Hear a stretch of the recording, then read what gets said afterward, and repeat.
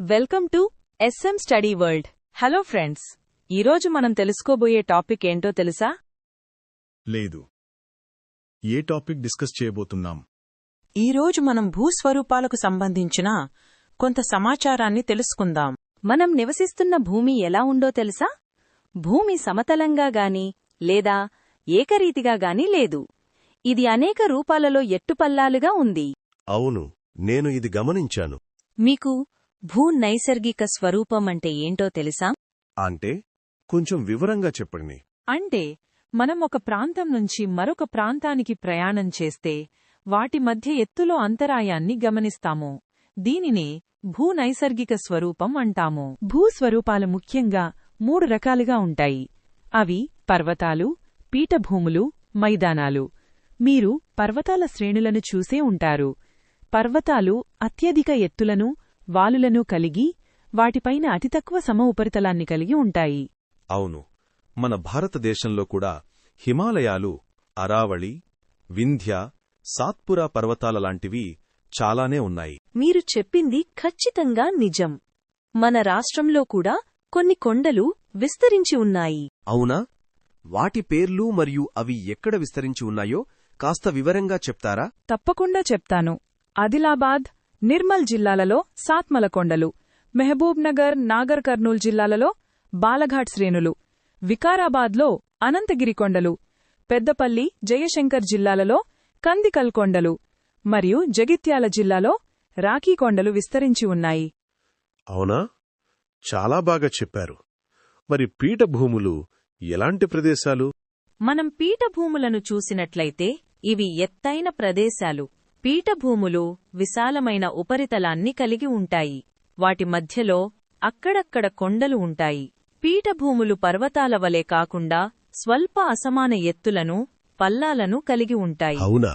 మరి భారతదేశంలో ఏవైనా పీఠభూములున్నాయా? అవును, భారతదేశంలో కూడా చాలా పీఠభూములు ఉన్నాయి. అందులో అతిపెద్ద పీఠభూమి దక్కన్ పీఠభూమి.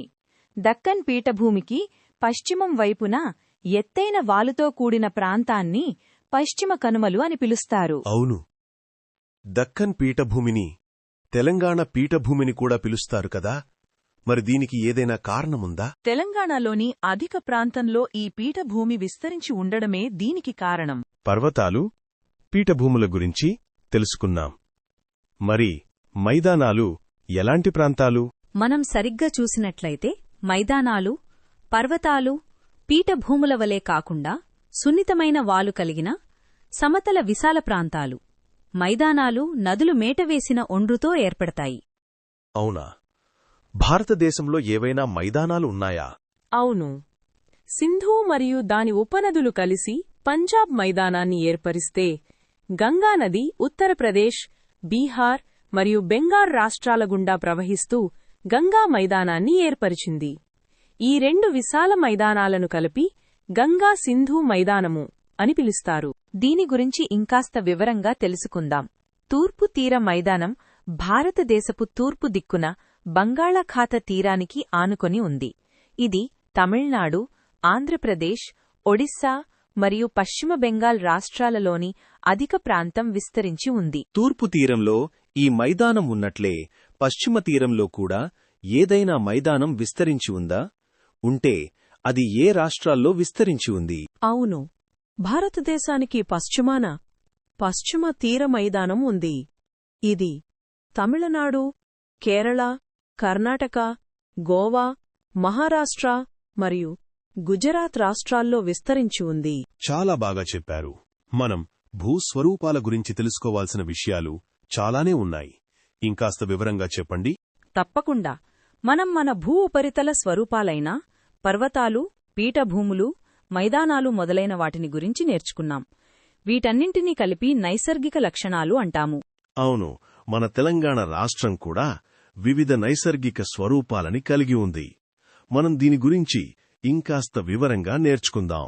మనం మన తెలంగాణ రాష్ట్రాన్ని చూసినట్లయితే పశ్చిమం వైపున ఉన్నది ఎగువ తెలంగాణ పీఠభూమి. మన రాష్ట్రంలో ప్రవహించే ముఖ్యమైన నదులైన గోదావరి మరియు కృష్ణానదులు ఎగువ తెలంగాణ పీఠభూమి నుండి తూర్పువైపునకు ప్రవహిస్తున్నాయి. తూర్పువైపు ఉన్న ప్రాంతాన్ని దిగువ తెలంగాణ పీఠభూమి అని అంటారు. ఇది తూర్పు వైపునకు వాలి ఉంది. అవును, మన జంట నగరాలలైన హైదరాబాద్, సికింద్రాబాద్ నగరాలు, సంగారెడ్డి, మహబూబ్ నగర్, నల్గొండ పట్టణాలు ఎగువ తెలంగాణ పీఠభూమిలో ఉన్నాయి. వరంగల్, కరీంనగర్ పట్టణాలు దిగువ తెలంగాణ పీఠభూమిలో ఉన్నాయి. అలాగే భువనగిరి, షాద్నగర్, వికారాబాద్, కామారెడ్డి, సిద్దిపేట్ మరియు సిరిసిల్ల పట్టణాలు ఎగువ తెలంగాణ పీఠభూమిలో ఉండగా, భద్రాచలం, మంథని, చెన్నూరులు దిగువ తెలంగాణ పీఠభూమిలో ఉన్నాయి. భూ నైసర్గిక అంశాల్లో ఒకటైన డెల్టా గురించి కూడా మనం నేర్చుకుందాం. తప్పకుండా. మన రాష్ట్రంలో ప్రవహించే నదులలో గోదావరి, కృష్ణ అనే 2 నదులు ముఖ్యమైనవి. వీటి జన్మస్థానం పశ్చిమ కనుమలు. గోదావరి నది నిర్మల్ జిల్లా బాసర వద్ద తెలంగాణ రాష్ట్రంలోకి ప్రవేశిస్తుంది. గోదావరి, కృష్ణా నదులు తెలంగాణలోని అనేక చిన్న చిన్న నదులను తమతో కలుపుకుని పెద్ద డెల్టా ప్రాంతాన్ని ఏర్పరిచి చివరకు బంగాళాఖాతంలో కలిసిపోతాయి. ఈ రకంగా తూర్పు తీర మైదానంలో 2 త్రిభుజాకార డెల్టాలు ఏర్పడ్డాయి. మనం కృష్ణా డెల్టాలోని ఒక గ్రామమైన పెనుమకూరు గురించి తెలుసుకుందాం. ఈ గ్రామం మైదాన ప్రాంతంలో ఉంది. మైదాన ప్రాంతమంటే సమతలంగా ఉంటుందని మనం ఇంతకుముందే నేర్చుకున్నాం. ఈ గ్రామంలో ఎక్కడ కూడా పర్వతాలుగాని వాలులుగాని ఉండవు. పెనుమకూరు గ్రామమా? అది ఎక్కడ ఉంది? అవును, ఉయ్యూరు నుంచి 3 కిలోమీటర్లు ప్రయాణించిన తర్వాత బందరు కాలువను దాటితే పెనుమకూరు గ్రామం వస్తుంది. ఈ బందరు కాలువ విజయవాడలోని కృష్ణా నదిమీద ఉన్న ప్రకాశం బ్యారేజ్ నుండి ప్రవహిస్తుంది. పెనుమకూరు గ్రామానికి వాయువ్య ప్రాంతం నుంచి ఆగ్నేయ ప్రాంతానికి బందరు కాలువ ప్రవహిస్తుంది. అవును, ఈ పెనుమకూరు గ్రామం బందరు కాలువకు, కృష్ణానదికి మధ్యలో ఉంది. ఈ గ్రామానికి పశ్చిమ దిక్కులో కృష్ణానది ప్రవహిస్తుంది. ఈ గ్రామంలోని పంటభూములకు చిన్న చిన్న కాలువల ద్వారా బందరు కాలువ నీళ్లను పంపిణీ చేస్తారు. బందరు కాలువ ప్రకాశం బ్యారేజీ నుండి ప్రవహిస్తుందని తెలుసుకున్నాం కదా. ఈ ప్రకాశం బ్యారేజ్ని ఎవరు, ఎప్పుడు కట్టించారు? చాలా మంచి ప్రశ్న. కృష్ణానది ఉత్తర ఒడ్డున విజయవాడ నగరం ఉంది. 1853వ సంవత్సరంలో బ్రిటిష్ వారు విజయవాడ దగ్గర కృష్ణానదిపై ఈ బ్యారేజిని నిర్మించారు. దీనిని మనం ప్రకాశం బ్యారేజ్గా పిలుస్తున్నాం. ఈ బ్యారేజి నుంచి కాలువల ద్వారా మళ్లించిన నీటితో 12 లక్షల ఎకరాల భూమి సాగు అవుతుంది. పెనుమకూరు నేలలు చాలా వరకు సారవంతమైన ఒండ్రు, నల్లరేగడి భూములు. నదులు నిక్షిప్తం చేసిన నేలలను ఓండలి లేదా ఒండ్రు భూమి అంటారు. అవును, ఈ భూములు సారవంతంగా ఉండి ఎక్కువ నీటిని పట్టి ఉంచగలుగుతాయి. వీటిలో అధిక పోషక పదార్థాలు ఉంటాయి. అందుకే పంటలు బాగా పండుతాయి. అవును, ఈ నేలల్లో 15 అడుగుల లోతు వరకు మనకు నల్లరేగడి మట్టి కనబడుతుంది. వర్షాకాలంలో ఈ భూములు చాలా జిగురుగా ఉండి ఎక్కువ తేమను పోగొట్టుకోకుండా ఉంటాయి. ఇవి ఆరిపోతున్నప్పుడు భూమి ఉపరితలం మీద పగుళ్లు ఏర్పడతాయి. ఈ పగుళ్ల వల్ల భూమి ఉపరితలంపైనున్న మట్టి రాలి పగుళ్లలో చేరుతుంది. దీనినే సెల్ఫ్ ప్లవింగ్ లేదా స్వయం మట్టి మార్పిడి అంటారు. ఈ ప్రాంతంలోని భూములు ఎల్లప్పుడూ సారవంతంగా ఉండడానికి ఇదొక ముఖ్య కారణం. చాలా బాగా వివరించారు. ఈ నదికి దగ్గరగా పశ్చిమ దక్షిణ భాగంలో ఉన్న గ్రామాలలోని కొన్ని ప్రాంతాలలో ఇసుక భూములు ఉన్నాయి. ఈ ప్రాంతంలోని ఎక్కువ భాగం భూమి సారవంతమైనది కావడం వల్ల నీరు సమృద్ధిగా లభిస్తే సంవత్సరానికి 2 నుండి 3 పంటల వరకు పండించవచ్చు. మనం ఇప్పటివరకు పెనుమకూరు గ్రామంలోని నేలలు ఎలా ఉన్నాయో చూశాం. ఇప్పుడు ఆ గ్రామంలో సాగునీరు మరియు వర్షపాతం గురించి తెలుసుకుందాం. ఈ ప్రాంతంలో జూన్ నుంచి అక్టోబర్ వరకు నైరుతి రుతుపవనాల వల్ల ఎక్కువ వర్షపాతం నమోదవుతుంది. నవంబర్ నుంచి మే వరకు స్వల్ప వర్షపాతం కురుస్తుంది. అనుకూలంగా ఉండే ఉష్ణోగ్రతల వల్ల సంవత్సరం పొడవునా పంటలు పండించవచ్చు. అక్టోబర్ తర్వాత వర్షాలు లేనందున పంటలకు కావలసిన నీరు కాలువలు, చెరువుల ద్వారా, బావి లేదా బోరుబావుల ద్వారా నీటిని ఉపయోగిస్తారు. గ్రామానికి తూర్పు వైపున కాలువలకు దగ్గరగా ఉన్న పల్లపు భూములు సులభంగా కాలువల నీటితో సాగు చేయవచ్చు. పశ్చిమ ఉత్తర వైపున ఉన్న భూములు చాలా మెరకగా ఉండి కాలువల ద్వారా వ్యవసాయం చేయడానికి అనుకూలంగా ఉండవు. కాబట్టి ఇలాంటి ప్రాంతాలలో రైతులు బోరుబావులను ఉపయోగిస్తున్నారు. నిజంగా చెప్పాలంటే ఈ మధ్యకాలంలో కాలువల నీటి ద్వారా సాగు చేయలేని మెట్టభూములకు బోరుబావుల ద్వారా సాగునీటిని అధికంగా ఉపయోగిస్తున్నారు. మీరు చెప్పింది ఖచ్చితంగా నిజం. పెనుముకూరు గ్రామం కృష్ణానదికి దగ్గరగా ఉండడం వల్ల 15 నుండి 20 అడుగుల లోతు వరకు తవ్వగానే నీరు వస్తుంది.